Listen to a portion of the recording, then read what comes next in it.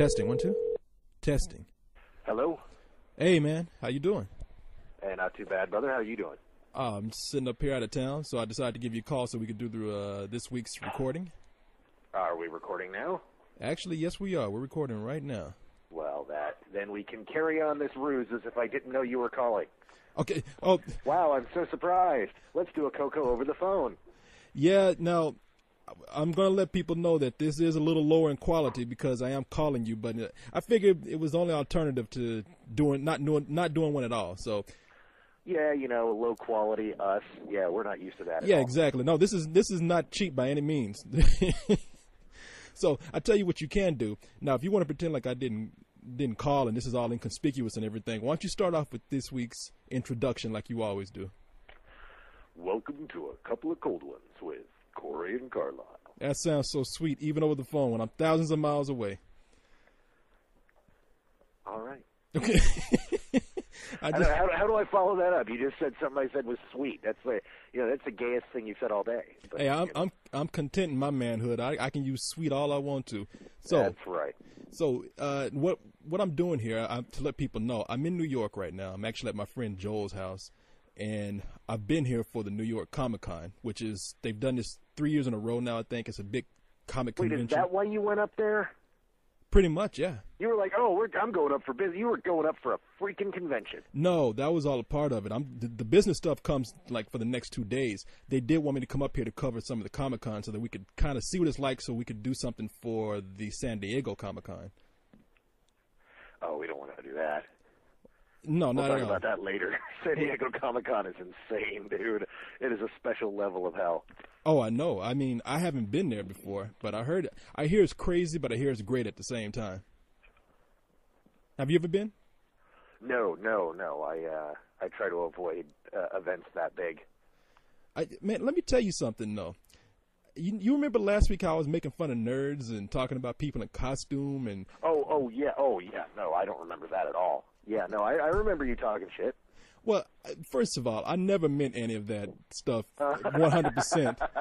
But I'm going to tell you something, man. These people walking around in costumes and everything, these are some really nice, cool people, man. Yeah, and how hot are some of those girls? Oh, man, those girls come up there, they're wearing some of the skankiest, hottest outfits that they can find. And they're nerdy outfits. And those girls want to talk to you about anime and comic books and movies all goddamn day long. Are you now going to tell me how lame and sad and pathetic that is?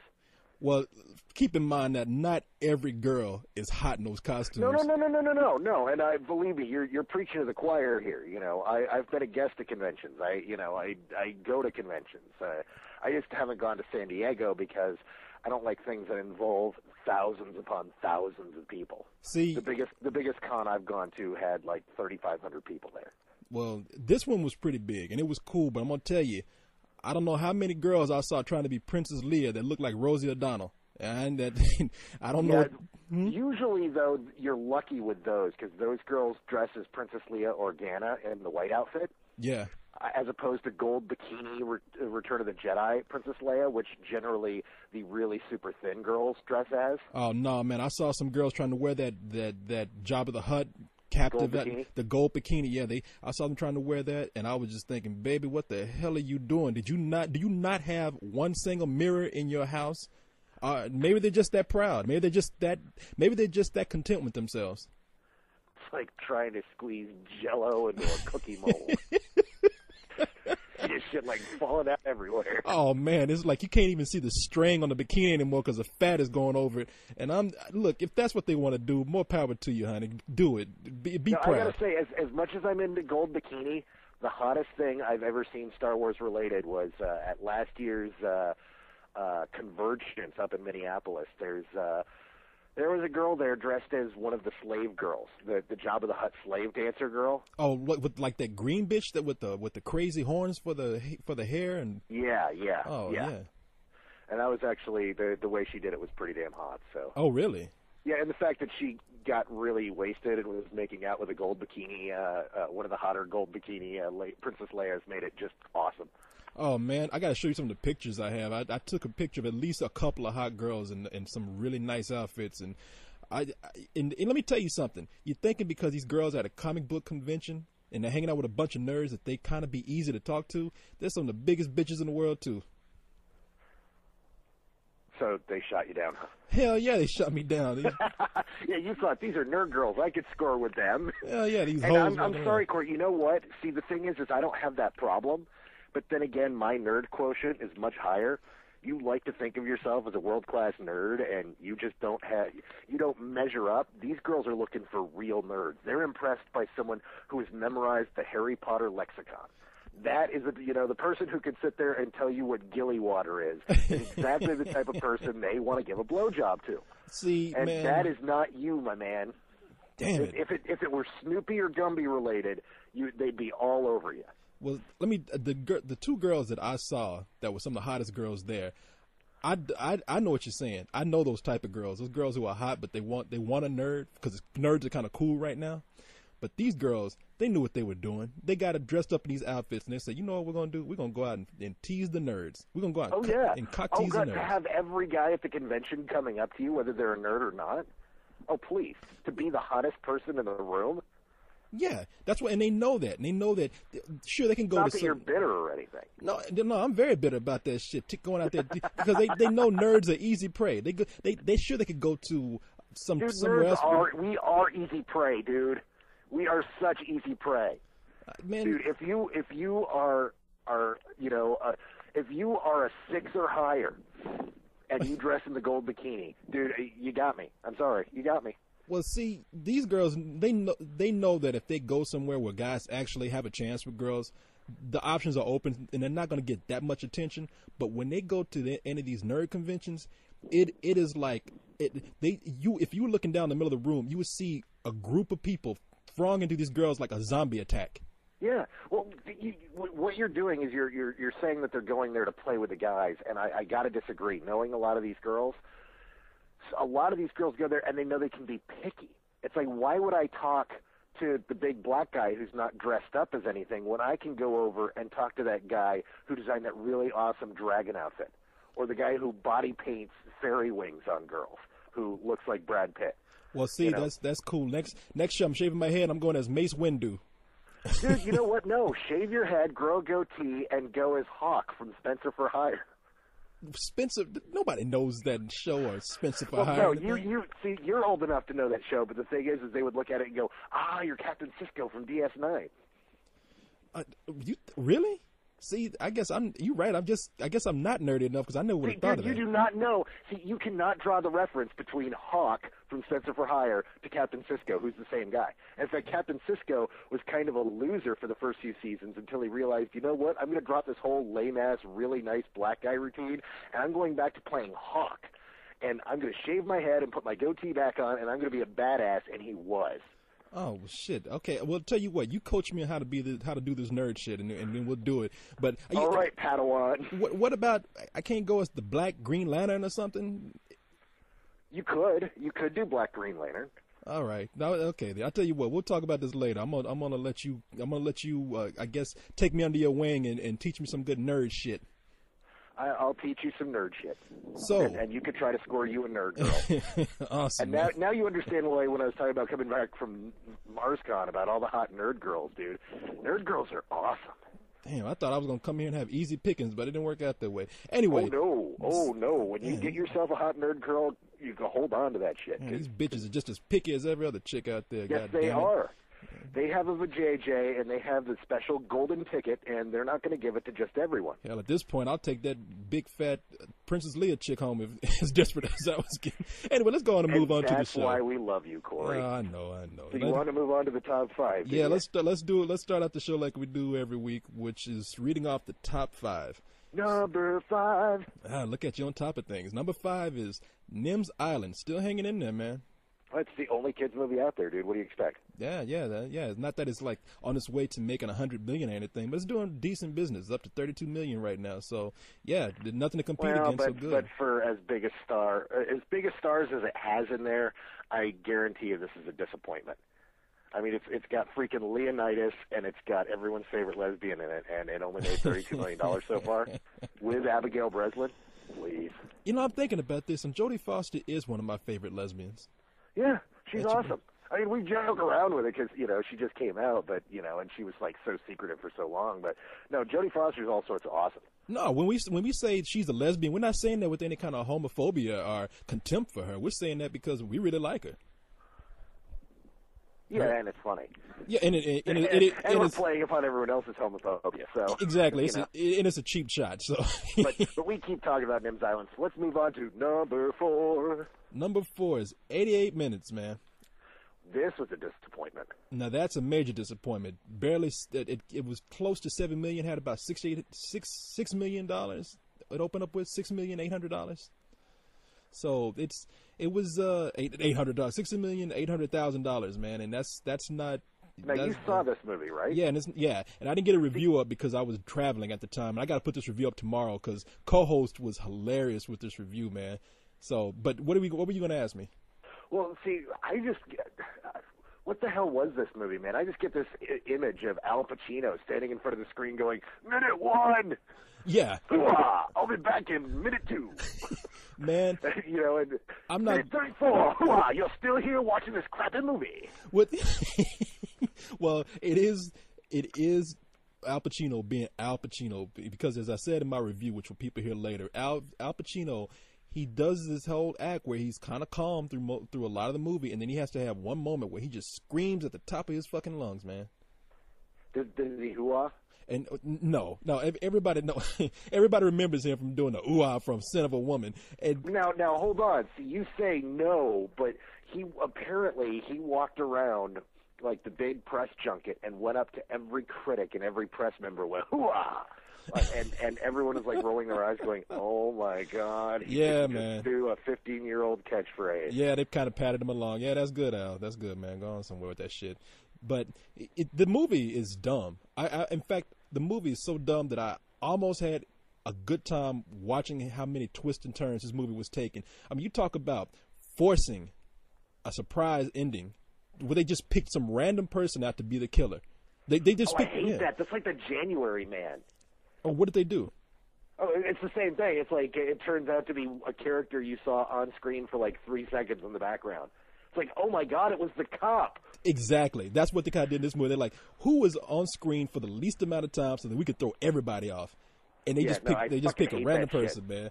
And it is so okay. Yeah, you don't see it coming because it's so fucking. Hold on 1 second. Yeah, somebody's just rolling by, and they're like rolling by. What do you mean rolling by? Somebody on fire? Stop, drop, and roll? What the hell is going on? No, they're basing and, everybody, let's party. And I can't hear you because I'm, like, listening to, like, 10-year-old bump and grind music. Man, I thought you were moving out that neighborhood.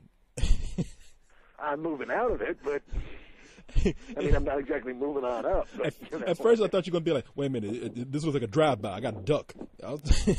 You make it sound like I live in the ghetto. I do not live anywhere near a ghetto. It just has somebody's rolling by and playing their.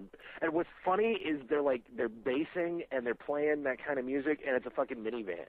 It's just, man, so there's just something silly about that. Like, sorry about your youth. Yeah, so they're probably like used to be cool. Bye. A minivan. So it's probably like some white nerds basing Beethoven or something. Man, this is Beethoven's 5th. This motherfucker be jamming. Shit, man, throw on Ode to Joy, bitch. Hell yeah. Ninth Symphony, 4th movement, represent. The hoes love this shit. So yeah, and see, there's somebody out there right now going, wow, Carlisle knows that Ode to Joy is the 9th Symphony in the 4th movement. See, I was wondering about that. I didn't know what shit you were talking. Is that true? I'm a nerd. Man, you a nerd in all kind of sense. Comic books, TV, and now classical music. You just got it all covered, man. Dude, I'm a broad range nerd. I don't specialize in any one thing except for film, but dude, TV, video games, movies, comic books, you name it, I've dabbled in it. Damn, I'm expecting to come up in your house one day. You're there knitting a pair of socks or something. I'm a knitting nerd, too. No, I cook. Like, I just got done baking brownies. Oh, man, you got to cook me some more of that lasagna sometime, dude. Dude, no, you don't. Your lasagna rights are cut off. You made fun of my grilled cheese. Man, because that sounds like some nasty sexual shit. When you put it the way, say you got to try my grilled cheese. I mean, that sounds like some prison talk. You got to try my grilled cheese. I was talking about a grilled cheese sandwich with 3 kinds of cheese, and you go, it's just cheese and bread, right? I'm like, dude, you got to try my grilled cheese. Like, oh, that's some sexual shit. Oh, I don't even want to know what you do with grilled cheese. No, it wasn't. No, you didn't put it in a way that said, I want you to try my grilled cheese sandwich one day. You said, I'm going to give you my grilled cheese. That makes it sound like you're going to bend me over and fuck me or something. That doesn't sound right. Okay, I'm sorry. 88 minutes was number 4. So number 3. Number 3 is Prom Night. And that's all we really have to say about exactly. that. Exactly. What can we say? You people inside. It had like a 65-67% drop off, which is the usual drop off for a movie that sucks. And it just kind of went, hey, look, we got everybody to come to the theater, and they saw it and said, wow, that sucked. And the people that didn't hear about it went to it the next week and said, wow, I wish somebody had told us that it sucked. Yeah, I'm surprised it's still at number 3, though. I thought it would have dropped to probably number 4 and 88 minutes would take its place. No, it's the only rated PG-13 adult-themed thing out there. Yeah, no, you got that right. You got that right. As with Nim's Island, there's really nothing out there competing against it except the new movies that have come out, which brings us to number 2. Number 2. Which is Forgetting Sarah Marshall. Yep, which was rated R. Yeah, and still... so, that keeps some teens away, or keeps teens buying tickets to Prom Night and sneaking into Sarah Marshall. So, I know you like this movie. Now, I love this movie. I know you love the movie. I haven't seen it, so I'm not even judging the movie. I really want to see it. As a matter of fact, I've heard nothing but good things about this movie, so I'm not even listening to Leon on this. I know he pulled me aside and told me, man, they're full of shit. This movie's bad. But everybody from reviews to people I talk to say this is a really funny and really good movie. Yeah, it really is. And you know what? If the movie that beat it weren't the movie that beat it, I'd probably be upset that it took number 2. But number 2 is great for a rated R comedy dropped at this time of year. Yeah. I mean, really, this should have been placed in the summer. They just there's another Apatow comedy coming out in the summer, and they just, this really would have been great in the Superbad spot later in the year. But you know what? There are some really big, good-looking comedies coming out this summer, so they got out of the way. And you know what? This is one of those that'll live on. I mean, I think the good buzz will carry it to a good position next week. And then on top of that, it's going to be one of those movies that the people that don't see it will rent it and go, oh shit, I wish I'd seen this in a theater. This is fucking funny. Yeah, well, I'm not commenting. I'm letting you talk because I hadn't seen it. I just want to ask you a question. Sure. Do you think that opening up with $17 million is okay? Is that disappointing? Is it good? Oh, in April, that's solid. I mean, the other opener only opened like $3 million higher than it. The number 1 movie only made like $20 million, and still box office was up 12% from last year. So no, for this time of year, that's a fine opening. In bringing us to number 1.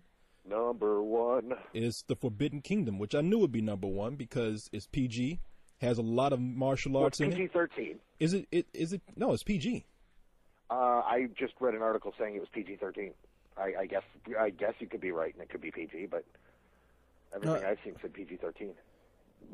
Really? Yeah. The thing is somebody getting kicked in the head, or certain types of martial arts moves will get you bumped from a PG to a PG-13 or a PG-13 to an R. That was one of the problems they ran into on the Matrix movies. Was they wanted to make the second 2 films PG-13. But then they're like, oh yeah, if you get kicked in the head, it's an automatic R rating. So you mean if you get kicked in the head, yes, that can give you a rated R? Yes.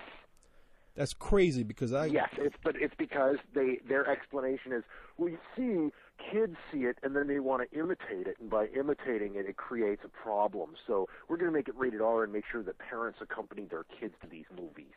Well, that's funny because look, I got kicked in the head all the time by my brother, and I didn't. And it shows no damage at all.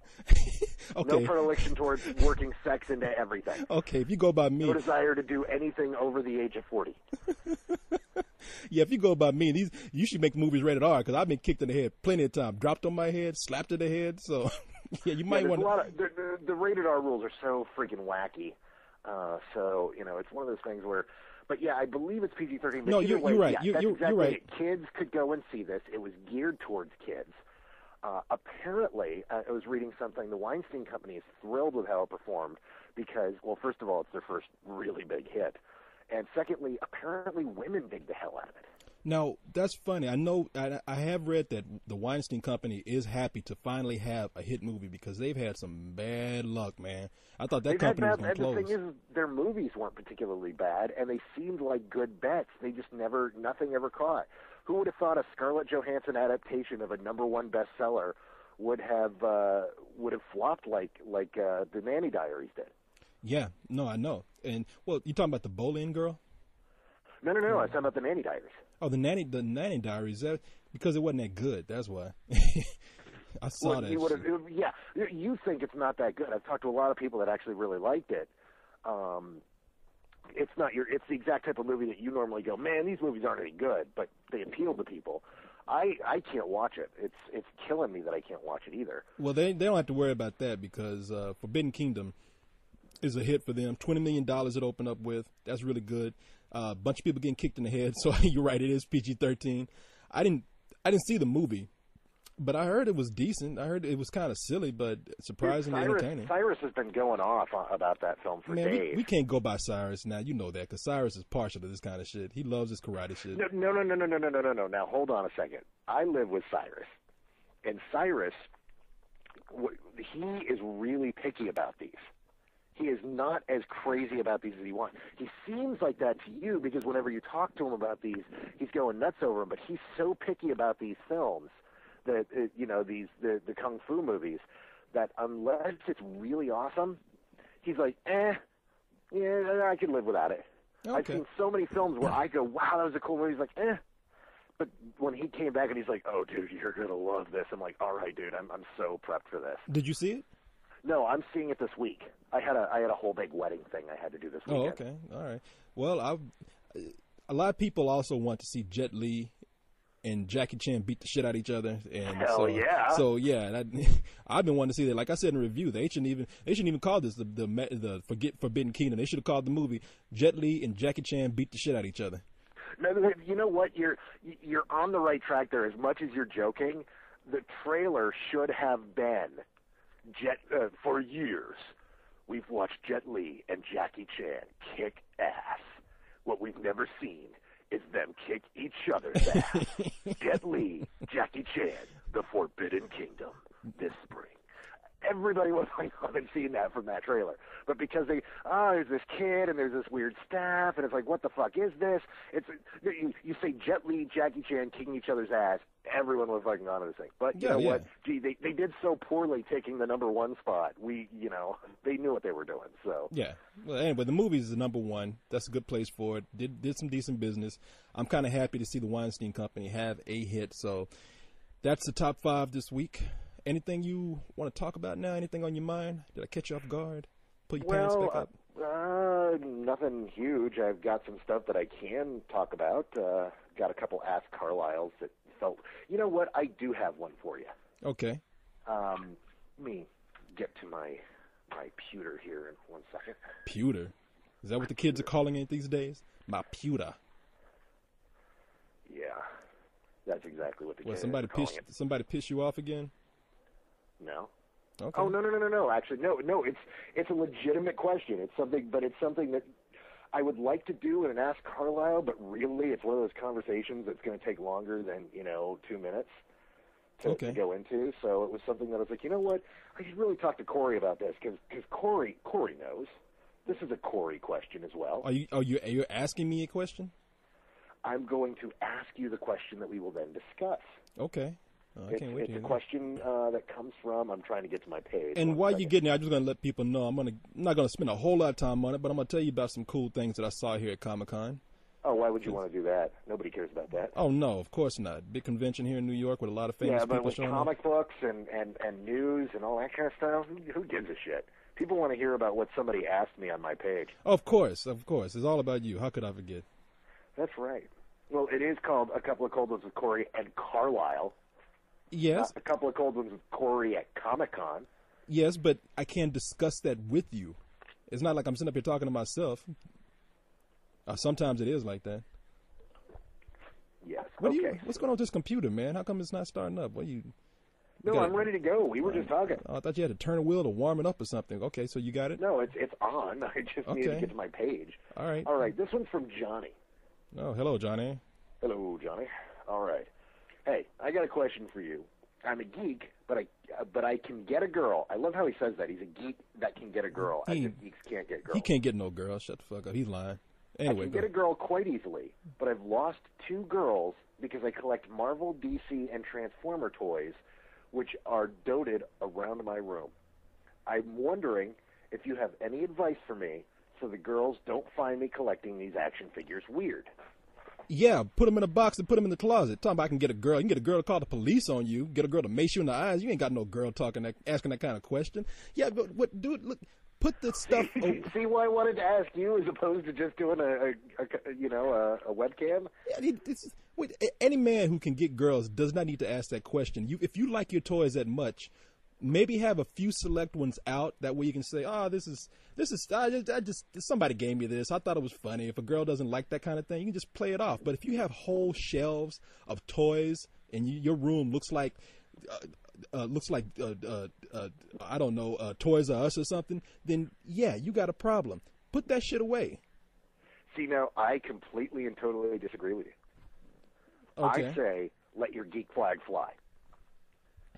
This guy's like, oh, these 2 girls, I lost these 2 girls because I collect this stuff. You know what? Those weren't the girls for you, dude.